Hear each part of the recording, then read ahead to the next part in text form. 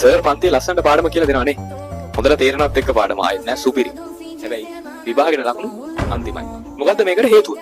Sir කොච්චර හොඳට පාඩම කියලා දුන්නත් බයෝ වලින් වැඩි ලකුණු ගන්න නම් ඔයා අනිවාර්යයෙන්ම කරන්න ඕනේ තමයි ප්‍රශ්න වලට උත්තර දීලා ප්‍රැක්ටිස් කරන එක. මේ වෙනකොට 2026 දරුවන් ප්‍රශ්න පත්‍ර කරන්න පටන් අරගෙන මෙන්න මේ වෙලාව තමයි පටන් ගන්න හොඳම වෙලාව. ඒ වෙදිත් ඔයා පේපර් ක්ලාස් එකට යන්නේ නැත්නම් 2026 දරුවන් සඳහා පේපර් ක්ලාස් එක අපි පටන් ගන්නවා මේ නොවැම්බර් මාසයේ ඉඳලා. මේ පන්තිය සඳහා ලියාපදිංචි වෙන්න අවස්ථාව හම්බෙන්නේ ළමයි 20යි. ඉතින් දැන් ඉඳලම මේ පල්ලෙහා තියෙන WhatsApp නම්බර එකට මැසේජ් එකක් දාන්න ලියාපදිංචි වෙන්න කැමතියි කියලා. 2025 පන්තියට සිලබස් එක කවර් කරාට පස්සේ ෆුල් පේපර්ස් මේ විතර 20ක් කතා කරනවා.